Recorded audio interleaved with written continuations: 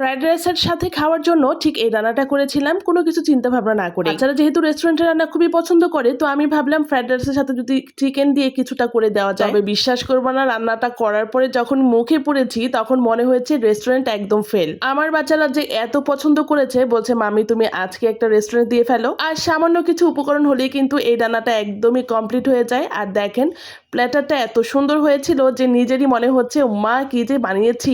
এত মজার রান্না যদি ঘরেই তৈরি করতে পারি তাহলে কেন রেস্টুরেন্টে যাবো বলো তো তোমরা? কষ্ট করে রান্না করার পরে খাওয়ার পরে যে তৃপ্তিটা পাওয়া যায়, এটাই কিন্তু আসলে রাঁধুনির সবচেয়ে বড় অ্যাচিভমেন্ট। একদম ঘরোয়া কিছু সবজি যেগুলো ছিল সেগুলো দিয়েই করেছি। তা আমার ঘরে কিছু পাতাকপি ছিল একদম অল্প পরিমাণে, সেটাকে আমি কিউব করে কেটে নিয়েছি। একটা বড় সাইজের আমি এখানে পেঁয়াজ কেটে নিয়েছি, 4 ফালি করে পেঁয়াজগুলো থেকে পেঁয়াজের কলি বের করে নেব। ছোট সাইজের পেঁয়াজগুলো হলে কিন্তু কলিটা বের হতে চায় না, তো একটু বড় সাইজের পেঁয়াজ হলে কিন্তু বেশি ভালো হয়। আর চিকেনের পিস ছিল, এটা বেস্ট পিস ছিল দুইটা, সেটাকে আমি একদমই ছোট ছোট করে কেটে নিয়েছি। এই রান্নাতে করার জন্য আমার বেশি কোনো ঝামেলার একদমই প্রয়োজন হয়নি। আমার ঘরে তৈরি করে রাখা টমেটো সস ছিল, দিয়ে দিচ্ছি সাথে সয়া সস, আর তার সাথে দিচ্ছি টেস্টিং সল্ট। এবার এখানে আমি দিয়ে দিচ্ছি সামান্য একটু লবণ, তারপরে দিয়ে দিচ্ছি মরিচের গুঁড়ো। মানে ঘরে যে উপকরণ থাকে সেগুলো দিয়ে কিন্তু এটা ভীষণ মজা হয়।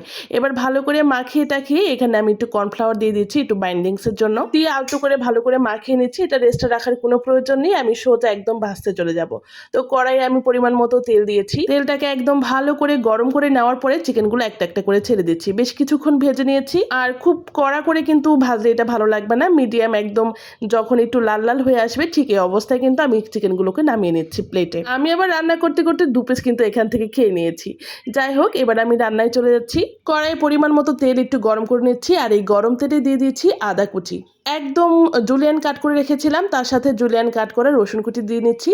তেলের ভিতরে এটাকে ভালো করে ভেজে নিচ্ছি। আমি দেখলাম কি এই আদা রসুনের কুচিটা একটু বেশি পরিমাণে দিলে কিন্তু খুব বেশি মজা লাগে খেতে। এবার এই গরম তেলে দিয়ে দিচ্ছি এক এক করে পাতাকপি আর ওই পেঁয়াজের যে ফুলগুলো ছিল, ফ্রোজেন করা ক্যাপসিকাম দিয়ে দিচ্ছি। ক্যাপসিকাম না থাকছে সেটা অপশনাল, না দিলেও চলবে, কোনো সমস্যা নাই, তবে আমার ফ্রিজে অলওয়েজ ক্যাপসিকামটা থাকে। এবার দিয়ে দিচ্ছি বেশ কিছুটা টমেটো সস, তার সাথে দিয়ে দিচ্ছি সয়া সস। এবার যেটা দিচ্ছি সেটা হচ্ছে মরিচের গুঁড়া, 1 চামচ মরিচের গুঁড়া পানির সাথে হালকা ভালো করে মিশিয়ে তারপরে এখানে আমি দিয়ে দিচ্ছি। মরিচের গুঁড়ো দেওয়াতে এটা কিন্তু বেশ স্পাইসি হবে। এবার খুন্তি দিয়ে ভালো করে নেড়ে চেড়ে হালকা একটু ঢেকে রান্না করে নেব। সবজিগুলো যখন একটু বয়েল হয়ে আসবে 50%, ঠিক এই মুহূর্তে ঢাকনাটা তুলে আর একটু নেড়ে চেড়ে নিচ্ছি। এ পর্যায়ে এসে কিন্তু আমি ভেজে রাখা মুরগির মাংস যেগুলো ছিল সেগুলো এখানে দিয়ে দিব। জানো তো এই রান্নাটা করতে কিন্তু খুব বেশি একটা সময় লাগে না, খুব অল্প সময়ের ভিতরে কিন্তু রান্নাটা তৈরি হয়ে যায়। ভাজা মুরগির মাংসগুলো দেওয়ার পরে কিন্তু আলতো হাতে ভালো করে একটু নাড়িয়ে নিচ্ছি।